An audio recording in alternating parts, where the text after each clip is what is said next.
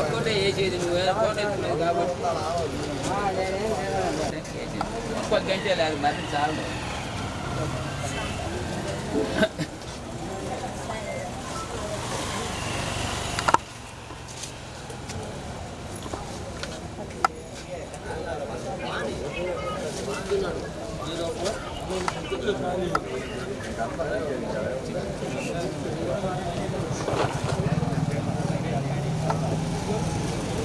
తీసుకునేది ఏమో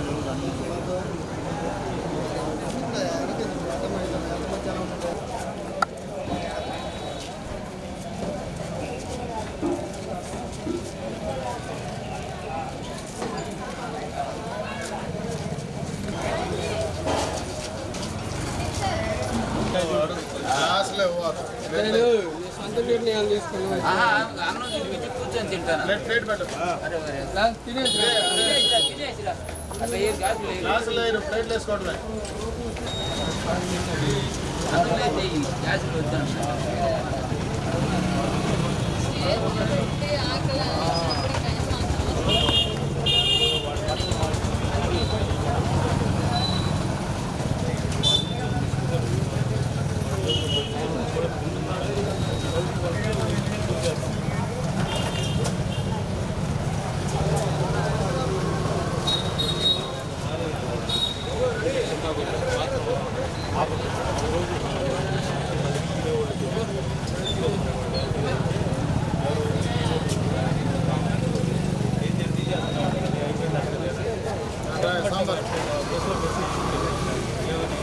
కంటిన్యూ చేస్తాను.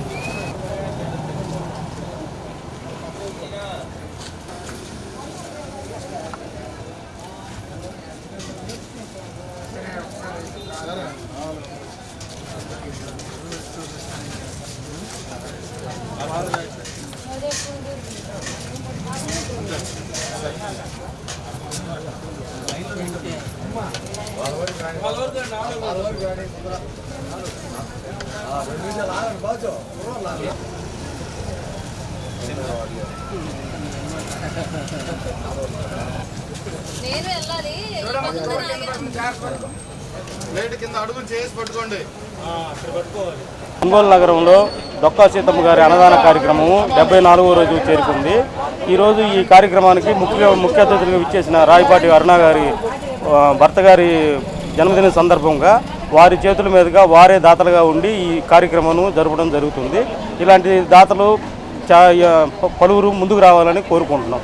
ఈరోజు పవన్ కళ్యాణ్ గారి ఆశయాలతోటి డొక్కా సీతమ్మ గారి అన్నదాన శిబిరాన్ని ఒంగోలులో జడా బాలనాగేంద్ర గారి ఆధ్వర్యంలో ఏర్పాటు చేసి 74వ రోజు ఈరోజు నిరాటంకంగా ఈ శిబిరం ఇక్కడ కొనసాగుతూనే ఉంది. ఎంతోమంది పేదల ఆకలిని తీర్చడానికి ఇది ఒక వేదికగా మారినందుకు చాలా సంతోషంగా ఉంది మా అందరికీ కూడా. ఈరోజు నా భర్త గారు అయినటువంటి రాయపాటి చిరంజీవి గారి పుట్టినరోజు సందర్భంగా ఆయన పేరు మీదుగా ఏదో 10 మందికి పేదలకు అన్నదానం చేయాలన్నటువంటి ఒక సదుద్దేశంతో నేను కూడా ఈరోజు డొక్కా సీతమ్మ అన్నదాన శిబిరానికి నేనే దాతగా మారి అలాగే నేనే ఇక్కడికి ఈ కార్యక్రమంలో పాల్గొని ఈ అన్నదాన కార్యక్రమాన్ని ఏర్పాటు చేయడం జరిగింది. నగరంలో ఉన్నటువంటి పెద్దలందరూ కూడా తమ తమ ఇళ్లలో జరిగేటువంటి శుభకార్యాలైనా ఇంకేదైనా దాన ధర్మ కార్యక్రమాలు ఏవైనా సరే ఇక్కడ ఉన్నటువంటి పేదలకి ఆకలి తీర్చడానికి ఉపయోగించే విధంగా ముందుకు రావాలని ఈ శిబిరం నిరాటంకంగా కొనసాగడానికి మీరందరూ సహకరించాలని మనస్ఫూర్తిగా కోరుకుంటూ ఉన్నాను.